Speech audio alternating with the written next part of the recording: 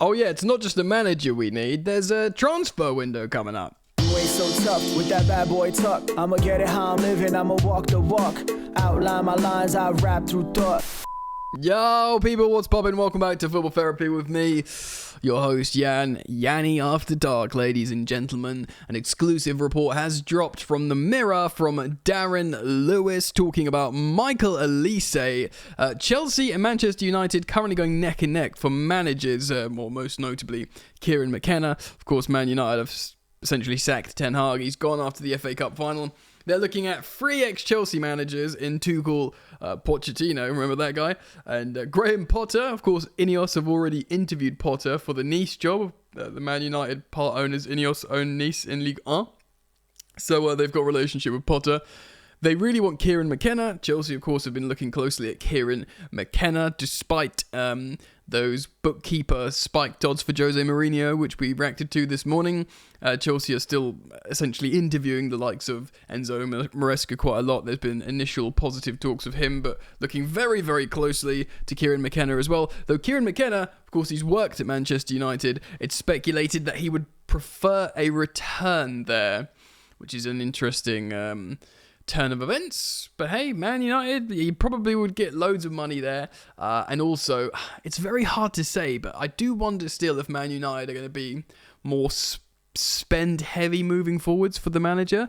Because so far, like, look at Ten Hag, he got signed who he want. You know, Lisandro Martinez, 60 million.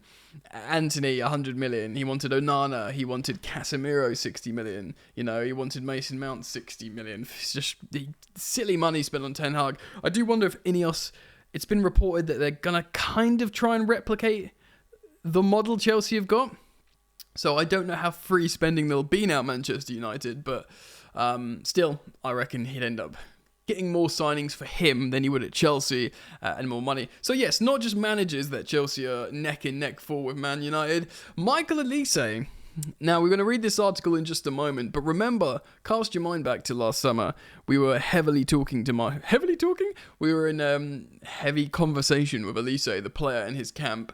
Of course, once of Chelsea Academy, Michael Olise. I believe his brother still plays for Chelsea.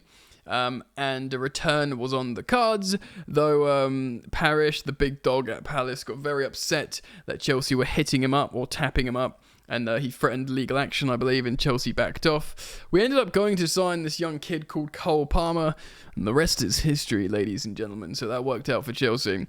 But apparently we're still in for Olise. Now, of course, Noni Madueke is a young right winger, left-footed. You know, essentially Cole Palmer is a right winger, young, left-footed. And we've spoken about this before. Amari Hutchison, Gabriel Angelo, Esteban Willian. They're all young, right-sided attackers that are left-footed. And so is Michael Olise.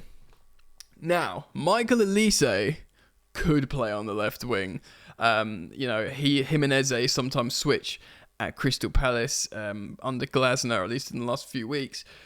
And if you said to any Chelsea fan, you can have an attacking three behind a striker of, let's just say, Cole Palmer on the right wing, and Noni can be a backup, a good backup, because we're playing in Europe now, of course.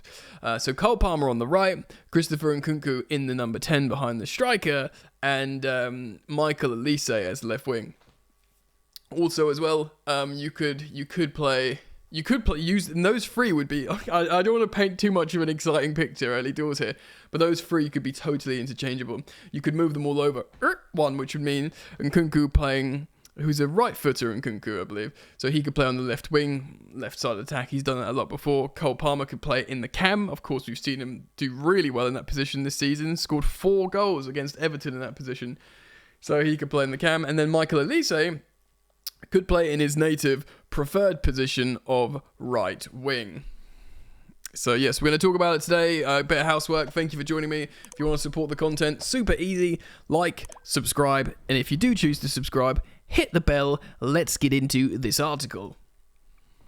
Right, boys and girls, so this is an exclusive on the Mirror in French.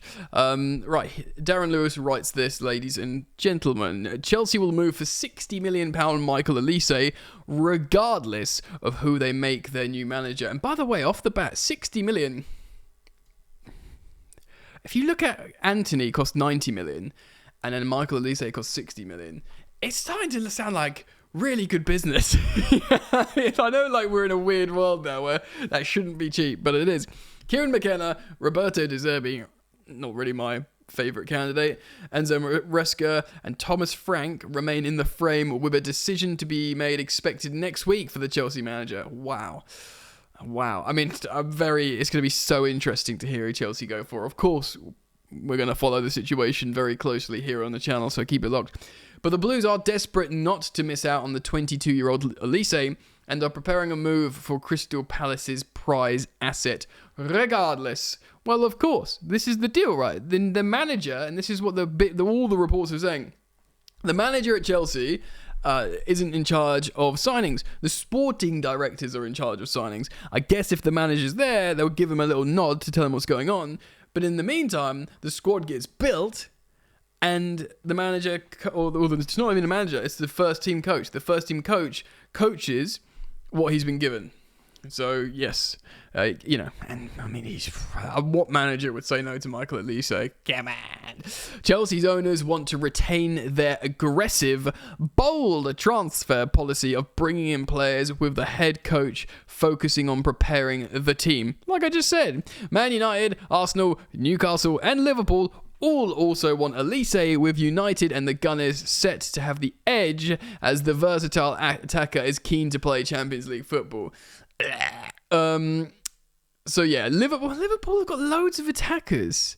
It says United and the Gunners set to have the United don't have Champions League football.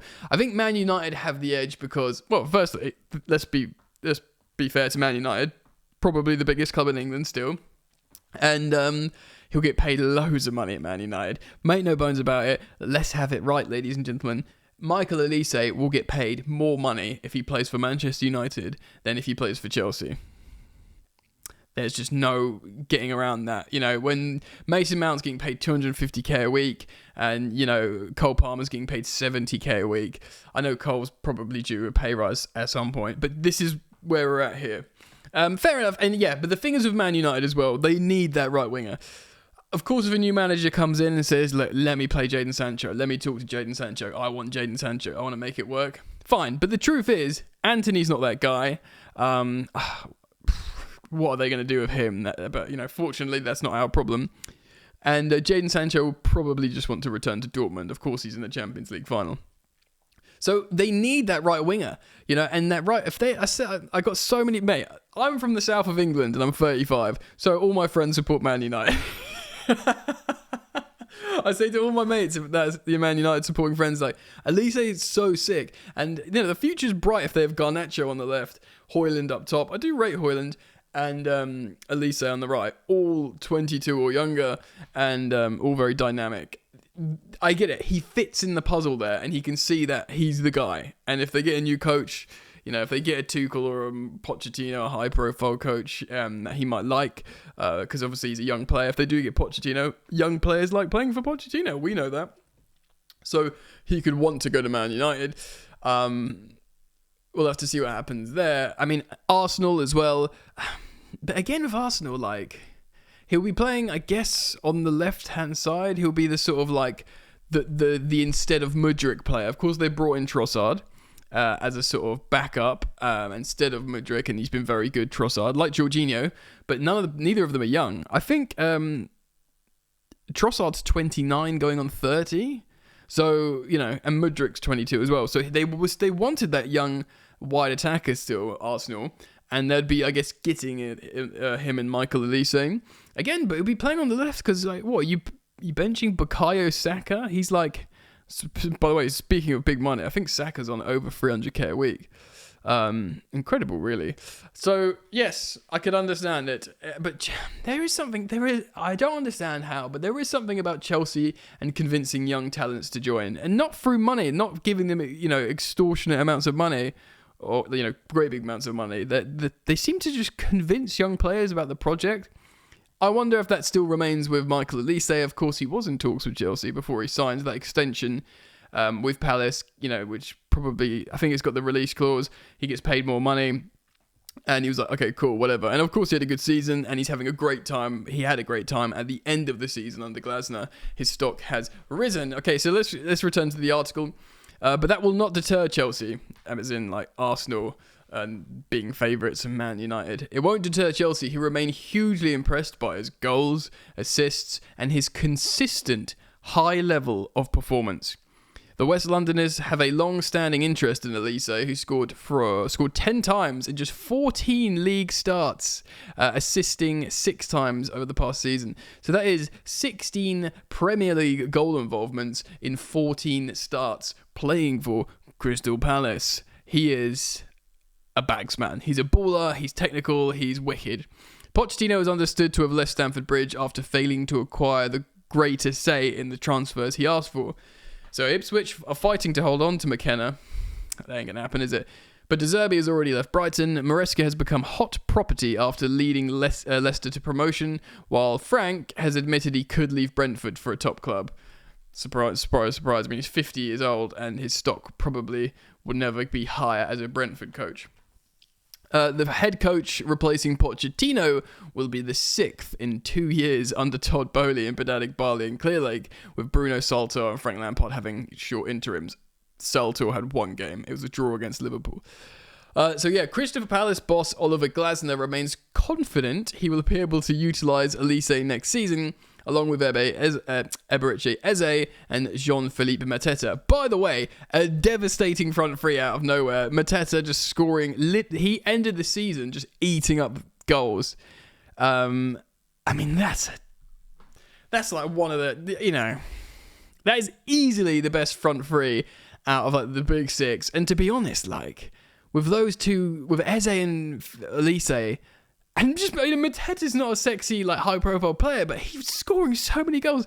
Like, I'd much rather, if you gave me 2 of Arsenal's wide attackers or Eze and Olise, I'm taking Eze and Olise. In fact, like, the only combination of players, like, in teams that I might take over Eze and Olise is maybe, like, say, Chelsea, Palmer and Nkunku. Man City, I'm sure you can figure out Man City. Foden if he plays wide. And to be honest, like, Grealish, Doku, I mean, Eze and Olise are so good. So Glasner had this to say. He said, I'm very confident they'll be here because they have contracts. Not always how it works, mate. And no one has told me they'll be leaving. I think what we have done is that we have shown them that Crystal Palace have ambition. True, we have shown them how we want to play, which is the path we want to go down, which journey we want to ride together. They can show their strengths, qualities, personalities, and express themselves. They fit together. This is what we can do. If something else happens, then that's football. But Crystal Palace will be able to build a new Selhurst because it will cost a lot of money. Yeah, 60 million. The truth is, Palace have speaking about Eze and Olise, they bought both of them from the Championship when they were just really promising young players. 2 massive hits. I mean, how much would they have cost them? Like 20 million at tops? I haven't looked, but I'm speculating there.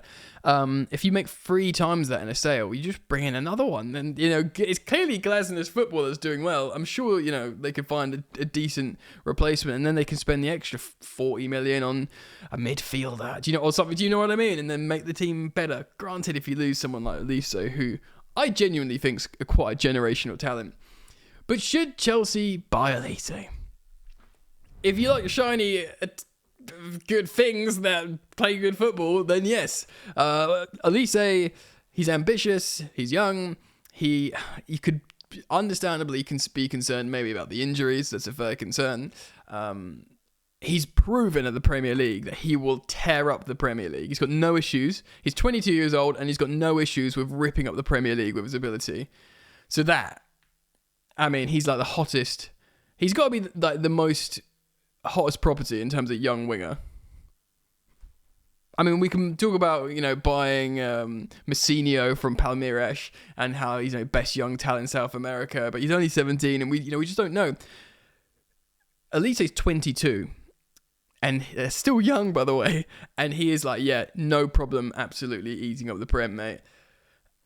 If he can play on the left wing, like, I'm just going to quickly search on Transfermarkt to see how they reference his position to see if he's played some left wing. And the answer is no.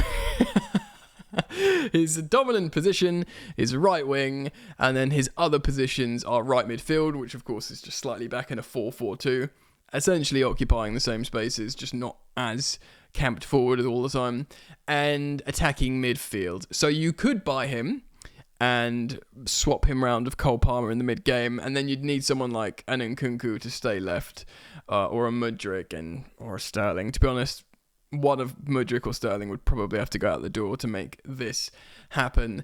Does it make sense for Chelsea to invest 60 million quid into him? I mean, if we buy Olise, do you know what my reaction will be? One of incredible excitement. I won't be like, oh, why are we doing this? I just won't be able to not be happy about Olise to Chelsea. But I can totally understand. And you know what? I tell you what, it's quite a good position to be in. If we get him, I'll be absolutely stoked. I'll be amped. If we don't get him, I'll be like, okay, it doesn't really matter, we're fine. You know what I mean? So it's a rare situation where I'd be quite content either way. But how would you feel, ladies and gents? Leave your thoughts down in the comment section. I love reading the comments on all the videos, so thank you for leaving them. Thank you for liking and subscribing. Keep it locked, because so much stuff is popping on with Chelsea at the moment, and I'll be here to give you the updates, and I'll see you back here very soon, hopefully. Peace.